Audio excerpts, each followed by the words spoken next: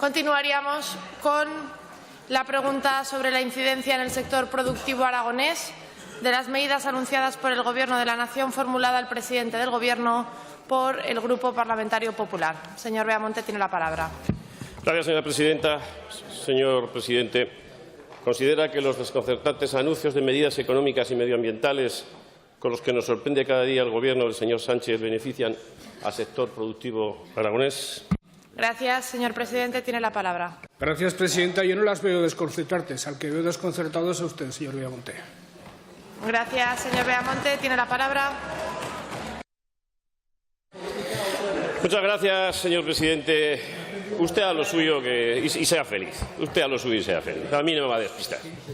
Mire, 6 meses de gobierno de Pedro Sánchez y 6 meses de incertidumbre. Y como el resto de españoles asistimos un tanto atónitos al servilismo hacia quienes quieren romper España, porque Sánchez es rehén, precisamente de nacionalistas, de populistas, de independentistas, de amigos de ETA. Bien, su debilidad, señor Lambán, y el aferrarse al sillón, del señor Sánchez arrastra al conjunto de los españoles. Y mire, y en Aragón esta incertidumbre se transforma en una amenaza que usted bien sabe. Lo de la térmica de Andorra es para hacérselo ver a usted, señor Lambán, para hacérselo ver. No busque culpables fuera, búsquelos dentro, y los encontrará. Y que le quede bien claro que si alguien quiere que el carbón no forme parte del mix energético en este país es el Partido Socialista, a pesar de su sonrisita amable. Mire, señor Lambán, la central térmica tendrá muchas cosas de las que tendremos que hablar, pero ya le adelanto que hemos pedido una comisión especial de estudio para que los grupos políticos, las personas expertas, todo aquel que entendamos oportuno, presente un plan con diferentes propuestas para, entre todos, intentar poner en marcha un plan serio para las cuencas mineras turolenses. ¿Y qué pasa con el sector de la automoción, señor Lambán? No estamos de acuerdo en cómo el Gobierno lo ha planteado. El anuncio del Gobierno no ataca el problema de verdad. Los coches se seguirán vendiendo y para mí la pregunta es ¿qué vamos a hacer para que se sigan fabricando en España? Antonio Cobo, director general de Opel España. 25.000 familias están afectadas por el sector. Quienes trabajan y son dueños de gasolineras, ya sabe usted lo que piensan. El tema del diésel con agricultores y con transportistas está como está. Los autónomos hay un principio de acuerdo, después que no, después que sí. 104.000 autónomos en el conjunto de la comunidad autónoma, que ustedes los utilizan como si fueran una especie de cajero automático al que hay que extraerles permanentemente todos los días. Lo de la bilateral, señor Lambán, entre el Gobierno de la Comunidad y el Gobierno de España, sencillamente un fracaso. No quisiera yo pensar, si hubiese sido al revés lo que ha ocurrido, cómo se pondrían todos ustedes. Esta bilateral no es más que una cosa. Es muestra del compromiso de Pedro Sánchez con el Gobierno de esta comunidad. ¿Y por qué es así, señor Lambán? ¿Tendrá algo que ver usted? Y mientras todo esto ocurre, señor Lambán, usted, presidente de esta comunidad, guarda silencio.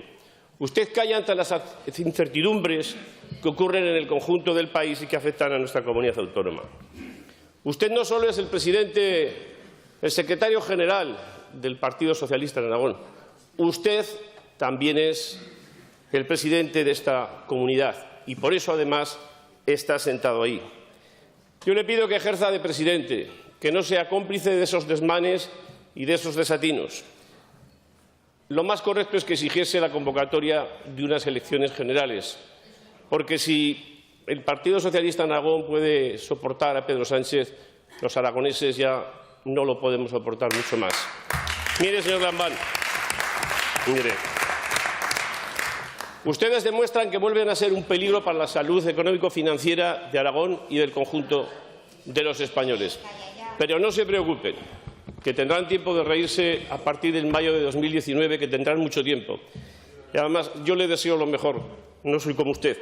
Pero mire, se escribirá la historia de siempre. Ustedes creen el desaguisado, que tendremos que venir otros a arreglarlos. Muchas gracias, señora presidenta. Gracias, señor presidente. Tiene la palabra. Gracias, presidenta. Señor Beamonte, entre su manera de entender la política y la mía hay unas cuantas diferencias. La primera, para usted los problemas de los aragoneses son oportunidad de riña y de barro electoral exclusivamente. Usted es incapaz de aportar una sola idea para solucionar nada de lo que les ocurre a los aragoneses, como se ha puesto de manifiesto en este debate y en todos los demás. Segundo, usted es aquí un simple delegado del señor Casado, al que, por cierto, se parece mucho. Yo nunca he sido delegado ni del secretario general de mi partido ni del presidente del Gobierno de España. Yo soy presidente del Gobierno de Aragón frente a un Gobierno del Partido Popular y frente a un Gobierno del Partido Socialista. Y tercero, señor Beamonte, mi obligación como presidente del Gobierno es aprovechar las buenas decisiones de Madrid respecto a Aragón y combatir y denunciar las malas decisiones de Madrid respecto a Aragón, gobierne en Madrid el Partido Popular o gobierne el Partido Socialista. Usted no tiene ninguna disposición a ninguna clase de acuerdo. Usted únicamente tiene disposición para poner palos en la rueda absolutamente a todo, porque carece de ideas y de proyecto. Y si realmente tuviera deseos de solucionar problemas de los aragoneses, por ejemplo, un asunto, señor Beamonte, que preocupa a todos los ayuntamientos de la comunidad, como es una ley de financiación de los ayuntamientos, en vez de estar obstaculizándola, la animarían, la promoverían y la aprobarían con la mayoría del Parlamento. Señor Beamonte, en materia de carbón, ustedes son responsables en gran medida de lo que está ocurriendo en la central por desidia y por inacción. Y le voy a decir algo, señor Beamonte. Ese problema lo solucionaremos los aragoneses con el Gobierno de España y con las gentes de las cuencas térmicas. Y le voy a decir algo, a la luz de los precedentes, señorías, a la luz de las intervenciones que usted está teniendo estos días, ese problema lo solucionaremos y no contaremos para nada con usted. Estoy absolutamente convencido de ello. En cuanto a la automoción y a la ley del cambio climático, yo no soy defensor del Gobierno de España ante ninguna instancia.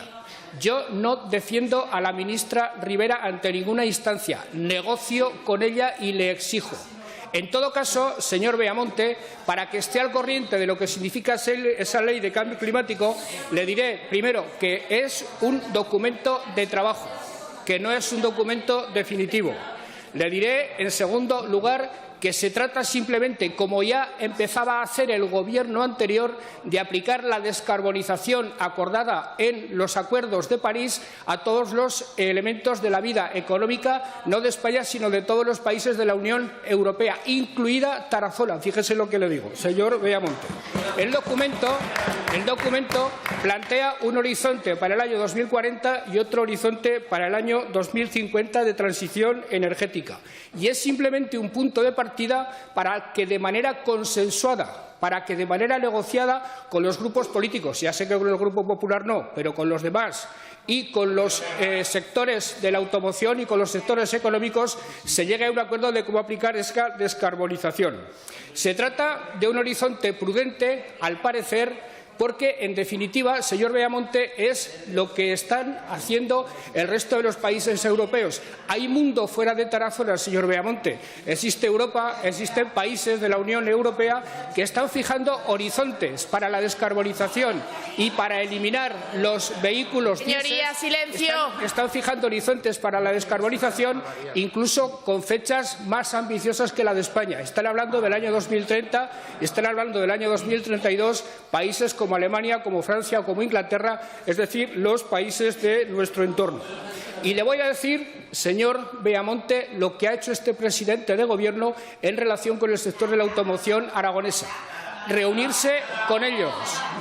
Reunirse con ellos. ¿Qué tropa? Reunirse con ellos.